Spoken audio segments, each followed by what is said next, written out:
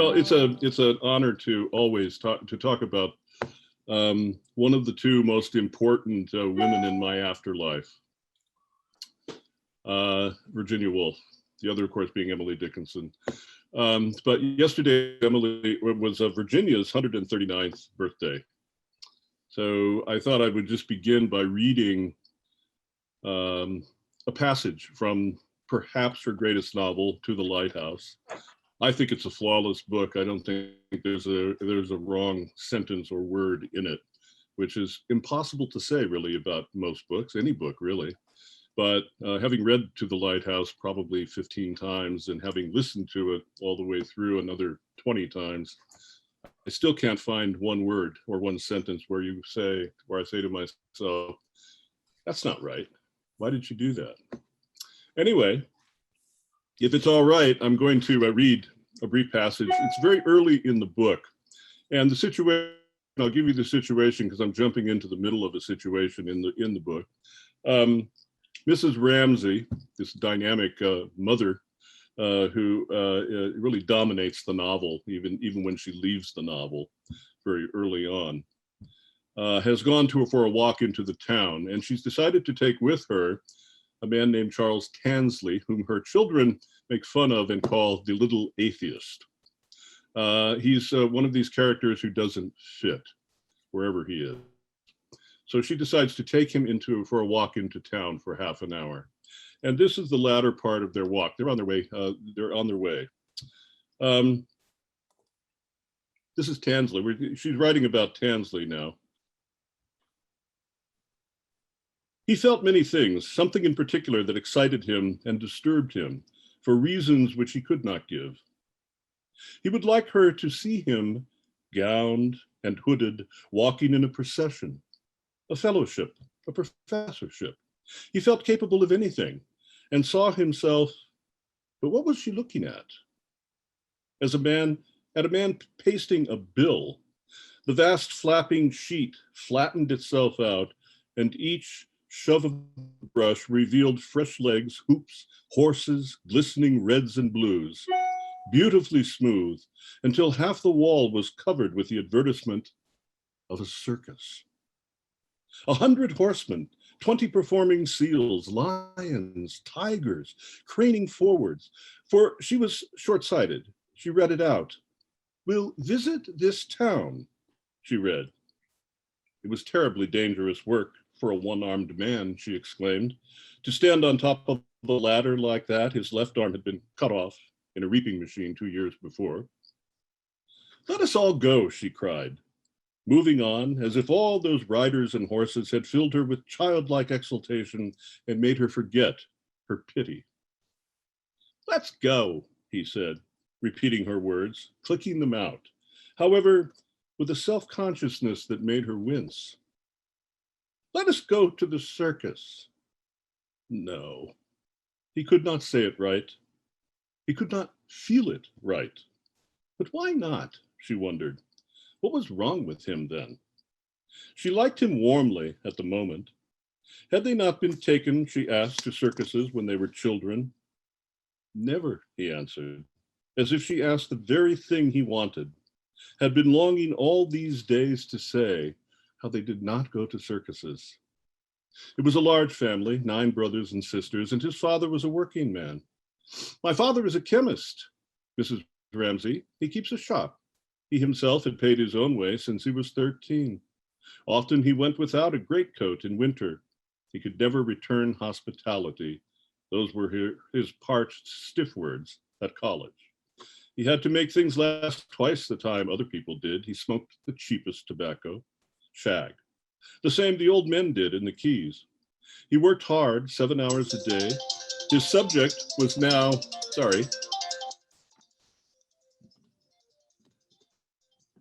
His subject, it's always great to have a drawer nearby where you can throw your phone. He worked hard, 7 hours a day. His subjects were now the influence of something upon somebody. They were walking on, and Mrs. Ramsay did not quite catch the meaning, only the words here and there: dissertation, fellowship, readership, lectureship. She could not follow the ugly academic jargon that rattled itself off so glibly, but said to herself that she saw now why going to the circus had knocked him off his perch. Poor little man. And why he came out. Instantly, with all that about his father and mother and brothers and sisters, and she would see to it that they didn't laugh at him anymore. She would tell Prue about it. He was an awful prig, oh yes, an insufferable bore. For though they had reached the town now and were in the main street, with carts grinding past on the cobbles, still he went on talking about settlements and teaching and working men and helping our own class and lectures, till she gathered that he had got back entire self-confidence, had recovered from the circus, and was about, and now again she liked him warmly, to tell her, but here the houses falling away on both sides, they came out on the quay, and the whole bay spread before them, and Mrs. Ramsay could not help exclaiming, "Oh, how beautiful!" For the great plateful of blue water was before her, the hoary lighthouse, distant austere in the midst, and on the right, as far as the eye could see, fading and falling in soft low pleats, the green sand dunes with the wild flowing grasses on them, which always seemed to be running away into some moon country uninhabited of men. That was the view, she said, stopping, growing grayer-eyed, that her husband loved. She paused a moment, but now she said artists had come here. There indeed, only a few paces off stood one of them, in Panama hat and yellow boots, seriously, softly, absorbedly, for all that he was watched by 10 little boys, with an air of profound contentment on his round red face, gazing, and then, when he had gazed, dipping, imbuing the tip of his brush with some soft mound of green or pink. Since Mrs. Pennicourt had been there 3 years before, all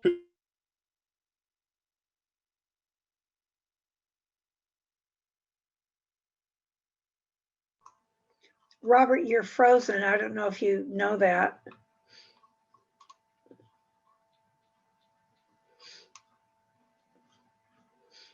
I'll text him. Yeah, I hope he can hear us. Yeah. Say it again, maybe verbally. Robert, can you, I don't know if you can hear us. We cannot hear you anymore.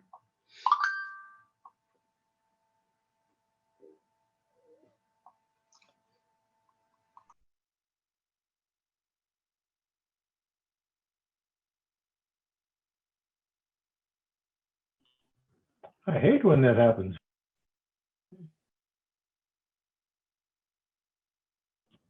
Robert, you're muted now. Can you hear me now? Yes.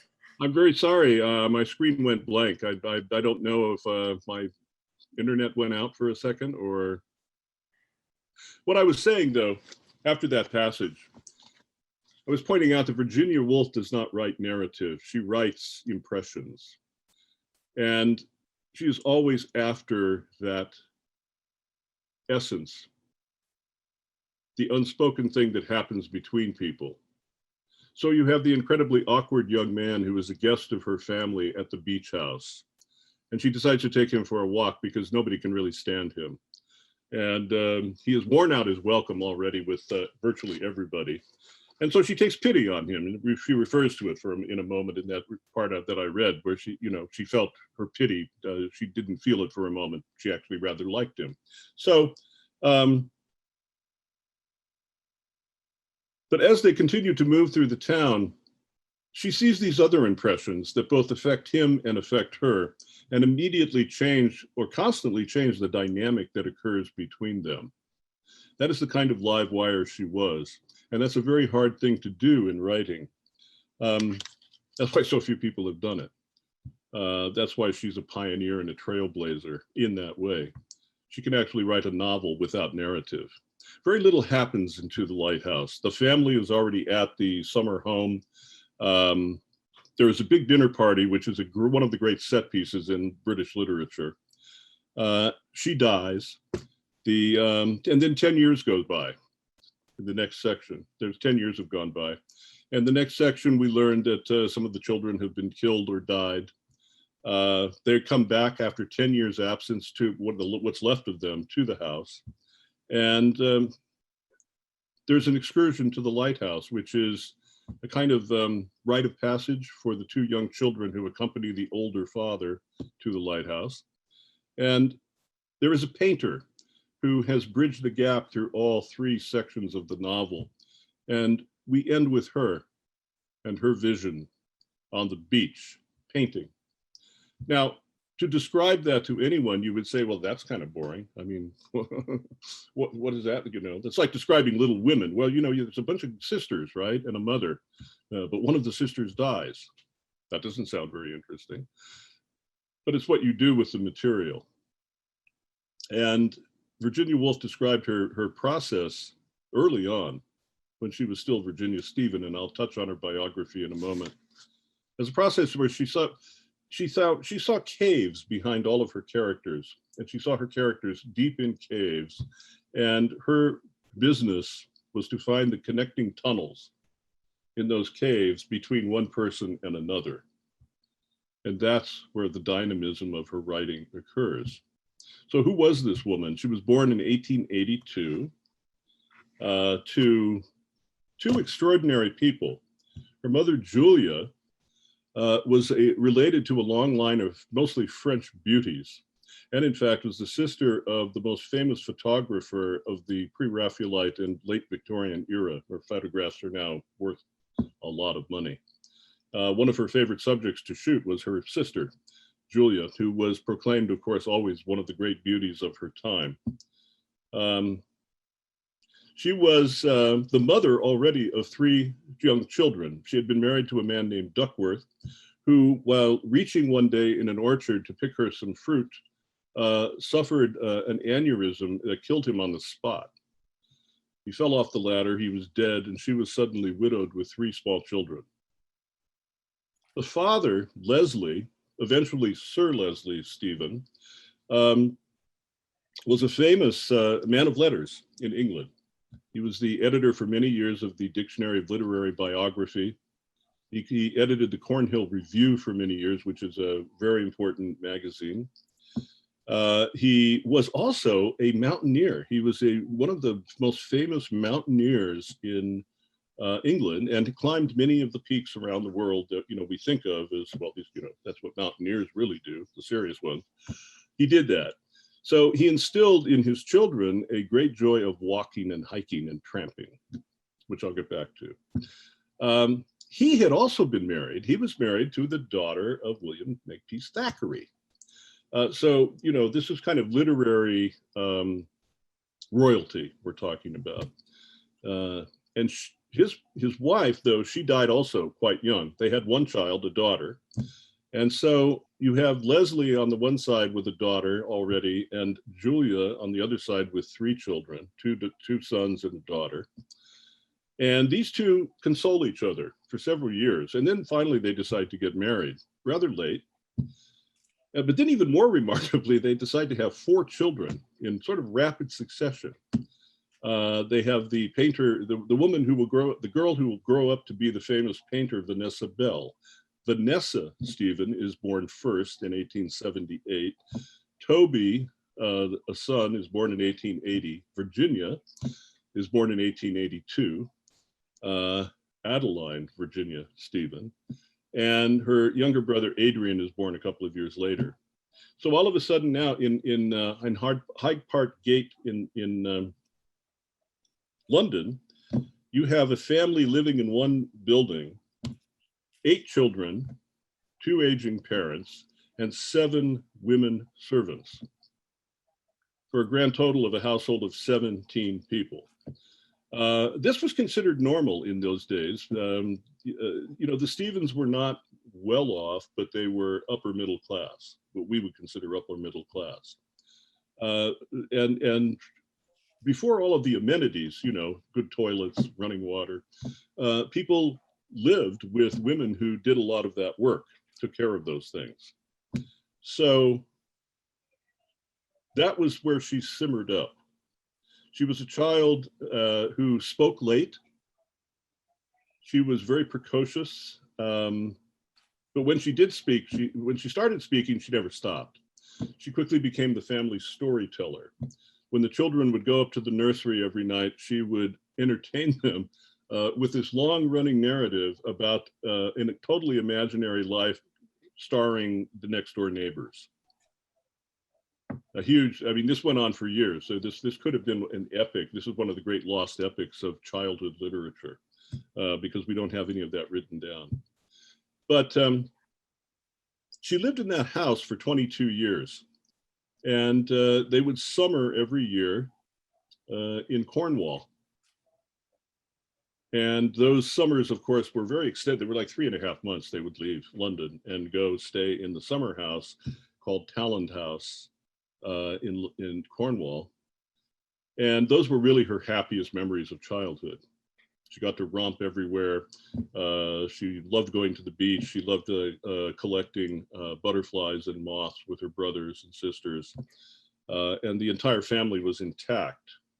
And then the tragedies began to occur in a short span of time. And when she was 13 years old, her mother died suddenly at the age of 49, presumably worn out by her good works because she was constantly extending herself to take care of people in towns and you know, communities that they were involved in.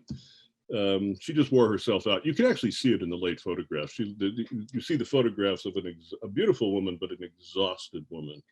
So she dies at 49, and Virginia described it as the greatest tragedy that could ever have occurred. And shortly after that, she suffers her first bout of mental instability and tries to kill herself by throwing herself out a window. Fortunately, it was only a second-story window, and so she only sustained scrapes and bruises. But, you know, that pattern was set. So 2 years after her mother died, the older sister from the mother's first marriage, she sort of took over the household, you know, assumed the role of the mother running things. And of course, she wanted to escape desperately, and did by marrying a man, Jack Hills, who was a perfectly reputable young man who came along, courted her, and won her heart. And she saw her way out of the family, except that Leslie Stephen, the father, insisted that she could marry, but she wanted her to stay in the house with all of them. The compromise was finally arranged where she and her new husband moved to across the street, to their own house at least. They were wildly happy for 3 months, and then Stella was her name. Stella was pregnant, and she died of an illness that came upon her and never left. It was very common in those days when medicine was still, frankly, barbaric. They didn't know what was happening to anybody. So Stella died. That's okay. That's the second tragedy. The next tragedy, of course, is but not unexpected. The father finally dies in 1904, and this is actually a great liberating moment for the remaining children. They are finally able to get out of the house, which Henry James called that house of many deaths. It had been, of course, a literary center. Tennyson had visited there. George Eliot was a frequent guest, and Henry James was a frequent guest. He entertained the children once he had a habit of tipping back in his chair when he was talking, and he was going on. And one day, to the children's delight, the chair went over, and he fell flat on his back in the chair, the children giggling and laughing. But the amazing thing everyone remembered was that Henry James just continued to go right on with what he was saying and finished this little dissertation before he managed to roll over and get up. So the remaining kids, specifically Virginia, her sister Vanessa, and the two brothers, Toby and Adrian, they decided to move to a house in Bloomsbury Square, Bloomsbury, a neighborhood that was not considered a reputable neighborhood. They were doing something quite rebellious, and the older relatives were very unhappy with them. They, on the other hand, had a great time because they opened their house up. Toby, who had been at Oxford, brought his friends to the house every Thursday night, and they had intellectual discussions about art, about sociology, about economics. And this group included people like Lytton Strachey, who would become, a famous biographer, John Maynard Keynes, who became a tremendous, famous economist, E.M. Forster, who became a famous novelist. All of these people were part of this group of friends who just met one night a week. We, of course, think of them as the Bloomsbury group, even though to their dying day, all of them would say that, there was never a group. It was just a bunch of friends who got together and talked and had parties. It was a major breakthrough because the two sisters, Vanessa and Virginia, who were, of course, attractions for all these people to come and gather. They were both extraordinarily beautiful in their 20s. They joined in, at first, at the first meetings, it's funny they described, at the first meetings, they were serving tea and, biscuits. But gradually, Virginia especially couldn't help herself. She would interject herself into the discussions, and people began to realize she's not only holding her own, she's kind of running the show here. It's to the point that, many, many years later, when we look at Bloomsbury art in our time, one critic said it well, said, it wasn't so much a group of great intellectuals as it was, Virginia Woolf and her acolytes. That's who they were. She was so up here that people were always kind of reaching for her, trying to connect with her. That was her early life before her marriage. And that is the next significant step in her life, in her biography, when she marries Leonard Woolf, who was a friend of her brother, Toby, and was in fact an original member of Bloomsbury as we think of it. But he had gone off to Ceylon. He was in the diplomatic corps, and he had disappeared for 7 years in Ceylon, where he became a kind of extraordinary administrator. He could have easily had a lifelong career in the diplomatic corps, but he also did an extraordinary thing. He came back to England after 7 years away, and he fell in love with Virginia and courted her, and she refused him, and he kept courting her, and she refused him again. And it came time for him to he had to re-up and go back to Ceylon to remain in the diplomatic corps, or he would have to resign. He chose to resign. So he had no prospects. His career, he ended his career by resigning. And he did so that he could stay in London on the odd chance that Virginia might change her mind and accept him. Well, luckily for him, or perhaps unluckily, depending on how you look at it, she did. And they were married in 1912. She was 30, he was 31.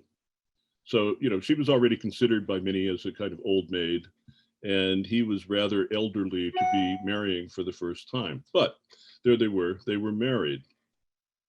She immediately went through her third bout of insanity, which was focused around adjusting to married life, which included, a sexual relationship with her husband. She had difficulty with sexual relationships all her life with anyone. And she, in a late memoir, she reveals that one of her older half brothers, Gerald Duckworth, had molested her as a child, beginning when she was, I think it was as early as 6 years old. And it continued through her teens and early 20s. Many people speculate, of course, that experience like that it kind of poisoned the well for pleasurable sexual experience for her for the rest of her life. In any event, one of the extraordinary, there are many extraordinary things about the marriage of Leonard and Virginia Woolf. But the first one is that they survived that first year and a half when she literally tried to kill him and actually, again, tried to commit suicide by taking poison. She survived, he survived, she was incarcerated, she got out, and they got back together. And they really actually fell deeply in love. And she writes about this beautifully in her diaries and in her memoirs, how much she loved him and how much he loved her. And she writes about it in his 5-volume autobiography. They were devoted to each other. And I have no doubt that there is one school of thought that I find very disconcerting. There's a school of thought that says that, Leonard was oppressive and somehow was bad for Virginia, when in fact, Quentin Bell, who was the definitive biographer of her and is her nephew and was there, with many other people, say that, without Leonard, she would never have written the book she did, and she probably would never have lived long enough to do anything. Her suicide note to him, in the end, is probably the most beautiful, tender suicide note ever written. I recommend it. Look it up. It's short, but it's poignant. It's empathetic, and you realize, as many people believe, when she killed herself, she did it bravely. It was a brave act. It was not an act of desperation. It was a very calculated act, which I'll get to towards the end. But their marriage was something that was noetic, which is a word I love, having been at the Institute of Noetic Sciences for so many years. It's a word I love, and it describes perfectly that marriage. It was a partnership. They fed each other. He read every book she wrote first, and he told her honestly what he thought about it. And fortunately, he really loved most of the work. But when he didn't, he would tell her, and she trusted him. They, to help keep her sane, they decided that she needed to do something besides just read and write. And so they launched something called the Hogarth Press. They bought a printing press and they handset typed, and they published a pamphlet called Two Stories, one story of his, one story of hers. That little beginning grew into a major international press that still exists as an imprint, the Hogarth Press. The Hogarth Press grew from those two stories to very early on publishing the early work of Catherine Mansfield, the only woman writer that Virginia Woolf felt was a competitor. They were the first press to publish T.S. Eliot. They were the press that published the collected translated works of Sigmund Freud in English. And the list goes on and on. They published political work, they published psychology, they published spiritual work, they published novels, they published poems. It's a tremendous list. It's one of the great literary publishing houses of the 20th century and now into the 21st century. And it all began in Hogarth House, where they were living, so thus they called it the Hogarth Press. It all began with a little printing press that they bought so that Virginia would have a hobby. And the hobby, for years, actually, for many years, even though the press got so big, they weren't actually physically printing, but she was still setting type, and she was still sewing bindings, and she was preparing packages to be mailed out. So she was her life was totally immersed in literature, writing. When she was very young, I left out the fact that she taught for 3 years at a college for working women and men. She taught a composition course, and she did it for 3 years, even though she didn't need the income, but she loved the experience. As one friend who was a child at the time said, she was always collecting information. She was always collecting material for writing.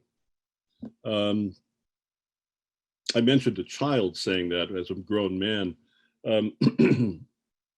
People who knew her when they were children all expressed the same thing. She was marvelous to be with. She was an adult who somehow just immediately blended into their imaginations and their stories. She played with them. She was not standoffish. She delighted in what they did. She asked them questions. She talked to them like equals. And I remember one son Vida Sackville-West, the great gardener and novelist and poet who was a dear friend of Virginia Woolf's and briefly her lover. But one of her sons remembers being a child in Virginia coming to visit, and Virginia asking, well, what happened today with you? Nothing. Well, how did you wake up with the sun? Well, was it an angry sun or was it a fun sun? Well, it was kind of fun. And then how did you get dressed? How did you decide what to wear? And it went on like that and on like that and on like that. And she would engage children and adults too, although she did something different with adults many times. This became famous. If she met someone at a gathering or a party, she would immediately look at them and begin to invent an entire biography for them, which usually had nothing at all to do with who they really were. You know. Oh, I see you wear glasses. You've been nearsighted since a child. Was it? It must have been an archery accident, right? You know. And she would go on, and then she would build from that. And what do you suppose happened to the archer who accidentally shot you in the eye? What happened to that fellow? And it would go on and on and on. And people were fascinated by that. People actually took it as a point of pride that they had, a fictitious biography invented by Virginia Woolf that they could then trot out at their next party as their own. Yeah, I was shot in the eye once when I was a kid. Anyway, so she was a force of nature. She was she became a tremendous influence for feminists, surprisingly enough. And this is all rooted in her. I mean, she is one of the great early feminist writers. And it all goes back to her childhood, where she and her sister were not allowed to be educated at Cambridge or anywhere else. You know, they did not have formal educations. They educated themselves. Fortunately, their father had an immense library that it contained everything. And they set for themselves a rigorous reading project in which they basically read everything in the library. So they became brilliant. I mean, they were well educated, but they did not have formal education, and she resented it all her life. So much so that when she was even offered honorary degrees, she would refuse them. When she was offered an honorary lectureship that her father once gave, a series of lectures, she refused it because she wouldn't tolerate it. You know, until women were accepted as equals, she was not going to play that game. She wrote two books that have become feminist Bibles. A Room of One's Own, in which she brilliantly lampoons the life at Cambridge and the presence, the ever looming presence of Anonymous, who throughout history has been a woman, because that's what women had to do. You couldn't publish as a woman. You couldn't own property as a woman. You couldn't do this as a woman. You couldn't do that. You know, it was horrible. She rebelled viciously against that. The second book, 3 Guineas, is even more vicious. That's a strident book. It's a hard book to read in that it is very angry. Well, when Virginia Woolf, her relationship with our contemporary sense of feminism is odd because it's different. She really, in a way, after her death, she kind of disappeared, which is hard to imagine now. She sort of disappeared for a while. She dropped off the radar screen for about 10 years. And then gradually began a comeback, partially fueled by Leonard Woolf, who lived a long time until 1968. Leonard began publishing her journals and her notebooks, her diaries, and her critical writing in volume after volume after volume. And these revived great interest in the literary communities in her work, rightfully so. But it was the 1970s, the early 70s in America, where feminists discovered A Room of One's Own all over again. And then Virginia became, the sales were there. I mean, her books just shot off the charts at that point. As women discovered, oh my gosh, this is a mother figure. And so she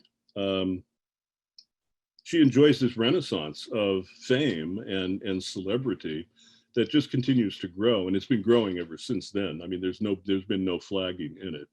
The sales of her books are still astronomical in countries everywhere. And yet people, she's elusive. People, I don't know how many people are reading her novels these days. I suspect not many in a big sense. Why? Because I don't think people are reading novels these days, honestly. I happen to be reviewing 20 novels, new ones, for the Hudson Review right at this moment. And it's shocking to me that now a novel can be like 80 pages. Or have no characters at all, really, that you can recognize or think about. I mean, a lot of odd things are happening in the novel these days. But one critic speculated that she thought actually that Virginia, the most read books of Virginia's that would happen in this century would be her diaries. Her diaries and her letters. The diaries are in 5 volumes. They're extensive. She believed in keeping a diary. She told everybody she met, everybody she knew, keep a diary, write down something every day, because every day is different. Something happens every day. And you just have to write it down to begin to discover in your mind what it really is. But if you don't write it down, you will forget it. And it will be as if it never happened. Her letters are also fascinating to people, very much like her diaries. And her letters are also in 5 big volumes, pretty readily available. I recommend both. They're great reads. They're great company. To know Virginia Woolf is to know one of the most brilliant and sociable, interesting people that you would ever know. So it's fun for me, for example, to carry her around. And you just have to dip in. And I also think she's probably one of the most quotable writers one will ever find. If you really go online, for example, and just pull up quotes of Virginia Woolf, there's 50, 100 that are just so pithy and so right. She was practicing constantly, practicing. Dirk Bogarde, the actor, do you remember Dirk Bogarde? Died a few years ago, a wonderful British actor. He was a boy in Sussex, where Virginia lived. And he and his mates would be out playing on the downs. And Virginia, who, remember, inherited her father's trait of being an avid walker, every day would walk about 8 miles. She would just take off over the downs, and she would climb over fences. She would sometimes come home with barbed wire in her hair, her skirts torn. But she would take off with her walking stick, and she would go 8 miles over the downs. And Dirk and his friends, these little boys, would frequently see her, and they were terrified of her, but fascinated with her. Dirk Bogarde said, we all believed she was a witch. She was a witch because you could hear her coming, and then there she was, this tall, stark-looking woman with a big walking stick, and she would be walking forcefully, and she would either be singing at the top of her lungs, or she would be reciting. And she once scared one of the servants down in the kitchen because she was on the 2nd floor taking a bath, and she was doing the same thing, reciting very stridently. And Leonard comforted the servant by saying, "Oh, she's just going over the lines, the sentences she's going to write tomorrow." And that's what she did. Everything she was working on was never out of her mind, was never away from her. She burned bright. And, in a sense, burned herself out, I suppose. So she, but she continues to be this figure that is so inspiring to so many people, I think especially women at this point, but I think men should be inspired by her too, because she speaks to both. I mean, she's an oddly androgynous woman. And of course, she takes that to the greatest level ever when in her novel Orlando, which is about a character who lives 300 plus years, never ages, and in the middle of the book transforms from a man into a woman. This was her love letter to Vita Sackville West, who was the model for Orlando. But that is a great book, and it's a romp to read. And of course, it's been made into a film, like most of her novels have been made into films. And I suppose that a lot of people, that's their identification with her. I mean, many people think of, well, Who's Afraid of Virginia Woolf, the Edward Albee play, and they think of Elizabeth Taylor in the movie, you know, and it's funny because, of course, the play has nothing to do with Virginia Woolf except the title. It's a great title, but it really has, as we know, doesn't have anything to do with her. Or we think of Nicole Kidman and her prosthetic nose in The Hours, which is okay too. Virginia would have been amused to know that an actress had played her and won an Academy Award doing so. Even though she wasn't a big fan of the movies. She found them kind of trite and trivial and mostly boring. And amazingly, she would even say that about Chaplin. So, you know, she had her blind spots, but overall, she was this remarkable, amazing woman who, you know, I have found fascinating all my life. And, you know, one of my profound regrets is that I lived in the wrong time so that I could not have met her. You know, I figured if T.S. Eliot knew her and was a friend, I could have been her friend. So I regret that. And I also regret the fact that, you know, that I never went to England at the age of 15. You know, the Jack London in me hadn't woken up yet. And because I could have met Leonard. I mean, he lived until 1968. And her sister, Vanessa, another one I would have loved to have met, died the day before my 8th birthday. So, you know, these were like little tragic events that occurred in my childhood I wasn't even aware of until I got much older and realized, you know, had I been a kid in a Dickens novel, I would have been able to, you know, get on a steamer tramp and go to England and meet Vanessa Bell before she died. But it didn't happen. So I'm curious as, you know, we're moving towards, I think, how much time do I have here? Oh, it's already 8:42. Do I only go to 8:45? Yes, 8:45. Yikes, I was going to ask questions. Does anyone have questions about Virginia Woolf? Or I'm curious, like, what do people think of her? Or if you think of her at all, or what impression, what comes to mind when you think of her? That's a question for everybody. Oh, okay. I was wondering what kind of reception Orlando had at her day. What kind of reception it had in its day? How people reacted. It's such an incredible subject. They were scandalized. Yeah. They were scandalized. So, but it was popular, you know, people bought it. The Vita Sackville West's mother hated Virginia for that book and, you know, threatened her and just said terrible things to her.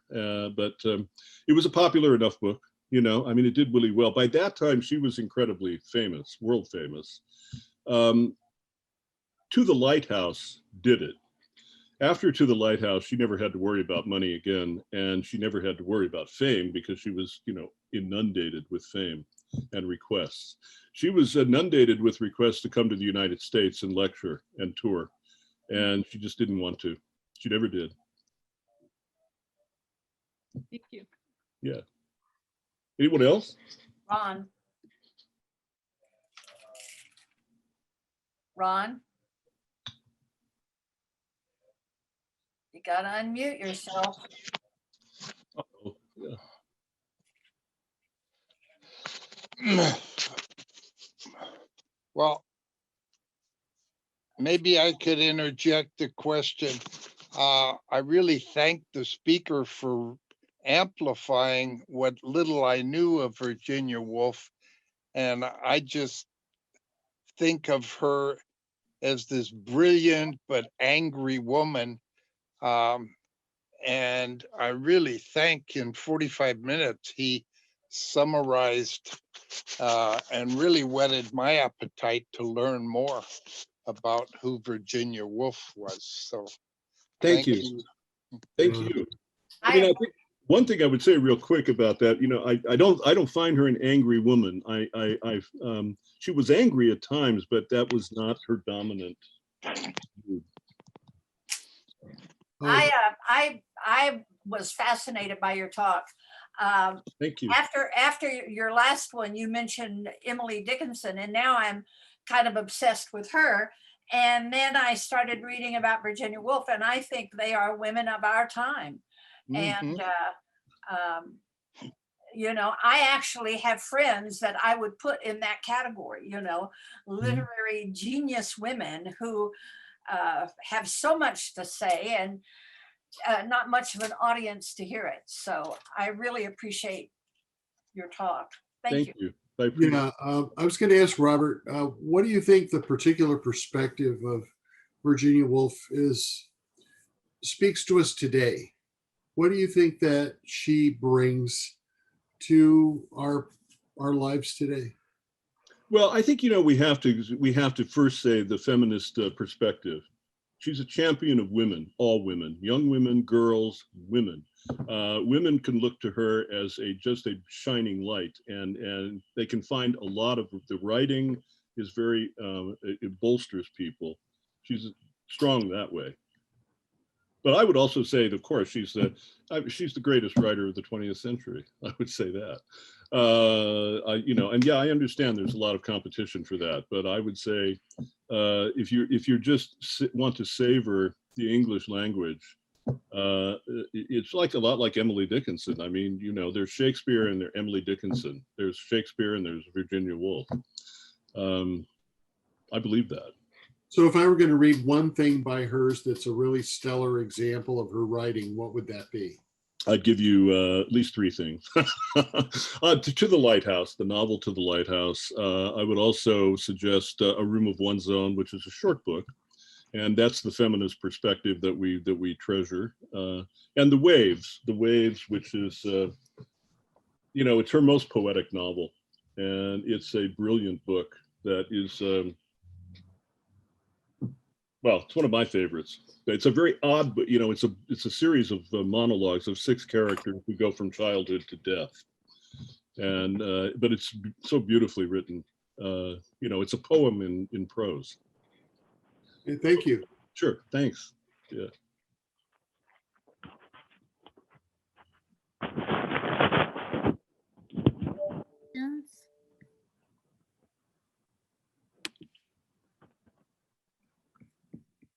Well, if nobody has any more questions. Okay. Well, thank you so much. Such an incredible talk. That was incredible. Thank you, Robert. Thank you. Thank you. A lot more, but Thank we you. don't have time. Thank you. Many of us will be ordering one of her books this week. Good. Yes. Good. Thanks. She's thanking you. I mean, you know, she's all around me actually. So I think I have 8 or 9 portraits of her hanging around the room. I just went on Amazon, and you can get some of her stuff free as a Kindle book. You know, Wow. To the Lighthouse is free on Kindle. Oh my goodness. Good tip. Good tip. We'll start a book club. Yeah. I wanted to say, if I have a second here, Yes, 1 minute. just to mention Robert's new book, which is coming out very soon, I believe, right, Robert? Shortly, on Emily and Virginia. Well, as a matter of fact, yes, the advanced reading copy happens to be here. This is an Oh, uncorrected galley, but Oh, yes, great. Yeah, Emily it's and- wonderful. I happen to have read a draft of it, and it's great. So I Okay. just recommend it. thank you, Thank you, Barbara. Sarah. Thank you. Thank you. And you know, this afternoon, I have to say that Barbara is actually speaking at a library at 4 o'clock today, a Zoom call on Emily Dickinson. Ah, And she's one of the greatest experts on Emily Dickinson alive. She wrote the book, Emily Dickinson, A Voice of Her Own, which is a great book that I recommend to everyone. And she actually has the distinction of having played Emily Dickinson in The Belle of Amherst for 5 years, wasn't it? So if you really want a great introduction to Emily Dickinson, figure out how to find her on this Zoom call at 4 o'clock Pacific time It's 4 today. o'clock Eastern time. So for you, it would be earlier. And no, I'm sorry, you're right, Robert. It's 4 o'clock your time. 4 o'clock Pacific, yes. Pacific. And I don't know how you could tell people how they can connect to that. Well, we will, if you send me that email we talked about, Robert, I'll forward it to our group. Great. I will do that right away. Great. Okay. Well, thank you so much, you. everybody. And now we're going to the business section of the meeting. I have a birthday to announce, and that's Bill's. Happy birthday, Bill. Oh, happy birthday, Bill. Happy Oh, birthday. let's sing. We I got I made you a birthday cake. happy birthday to you. Happy birthday to you. Happy birthday, dear Bill. Bill. Happy birthday to to you. you. It always reminds me of how the time is lagged. You can tell when you try and sing together. Right in the middle. Right. You know, as you guys started to sing, the phone started ringing right now. I guarantee you, as a telemarketer, I much prefer hearing this than Did that just say that? Happy birthday, Bill. Nice. Thank you. Oh, great. Any business announcements? Yeah, next week our speaker presenter will be Paul David Walker. Our effective intention, and this will be part 2 of what he spoke to us last fall about. So I'm looking forward to that. Okay. I've seen someone with hair like that with the red hair. I have a point of business. Bonnie, Michael, Bonnie, mute yourself. Wait one second. Sorry. He's unmuted. okay. Michael Stevenson received a $250 donation from the Mastery Circle for the West LA homeless, and he wanted to send a thank you note. So he wanted to send one individually originally. And so he contacted myself and asked for the address list, and it brought up a question that some of us have discussed, that we don't want to give out the address list. And so I just mentioned it to you now. We decided definitely not, and that he should just communicate with Mary Grace. Well, what we traditionally have always done with Mastery Circle is we do not give out people's information. They Good. can send us an email, and then we'll send it to our groups.io. Good. Okay, if there is no other business, let's organize who will be the assignments, who will be the facilitator for next week. What is the program next week? It's Paul David Walker, Effective Intention, and it's his part 2 from last fall. Bill, you want to facilitate? And meditation? Who would like to do meditation? Well, I'll do it. The spiritual reading? Maybe Bonnie Walker would want to do the reading next week. Just a thought.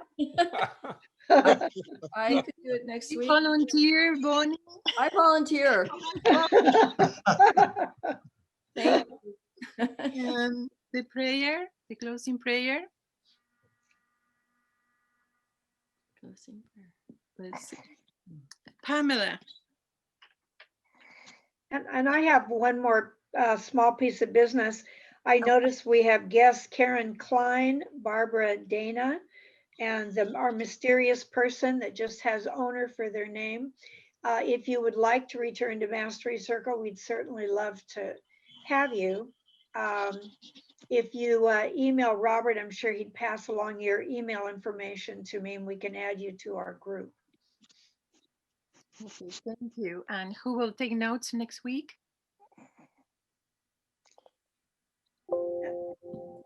Gordon. Nita and Gordon take care of that. Yeah, Gordon. So we finished early. We have a few minutes to chat. Well, I have a question. So have you read, for the author here, Have you read The Ginger Man by J.P. Dunleavy? Is that a question for me? Yes. Love it. You know, I never have. I should, shouldn't I? Yes. I tell you, I read it in New York. I was laughing out loud on the subway. It was so funny and clever. It's a good read. You know, I will get it because I love J.P. Dunleavy, and I don't know why I haven't read that book. That's his first one. This is brilliant. This is masterwork, I think. Yeah. I'll write it down. Thank you. Thank you. Another one. What's your favorite book, Robert? If there is one. You mean besides the Holy Bible? Yeah. I would always say that for my mother, you know, the Holy Bible, of course. Gosh, it changes. It changes. I mean, to the Lighthouse right now, because I've been talking about her. But Emily's collected poems, always. That's a Bible. I think people, you know, I mean, if I can read a few poems of Emily's every day, that would be great. You know, I'd be happy to read a short poem about Virginia if we have a couple of minutes and we want to end that way. We have 4 minutes. Yes. Please. Yeah. Is that all right? Yeah. Definitely, yes. Go ahead. Okay, this will be from the new and selected poems also that's coming out this year. I'm such a shameless. Okay, this is called Virginia Downstream. I would have been there for you, unlike the fisherman upstream who didn't see or do. I would have seen you. I would have been there as I was sprinting across the parking lot to pull a boy's hand from the car door that slammed on it. As I was reaching into the cab of a rolled, smoking pickup, pulling out 3 kids and a panicking driver, their father, I think. As I was when I ran through the snow to cut off a runaway sled, angling, timing my leap, laying out flat and hooking it with 2 fingers inches before it and the 3-year-old on it zoomed off a steep cliff down into dense trees. Such were my shining moments, heroic, as I'd always wanted to be. It should be enough in a useful life, but I grieve incidents that happened without me. When my sister killed herself, I slept 2,000 miles away, and I was nowhere to be found when I could have said to Liam, come on, man, don't mess around, put your father's rifle back in the closet, or just taking it away from him. But sometimes I was there and would have been for you, somehow overcoming your resistance and yanking those damn stones out of your pockets.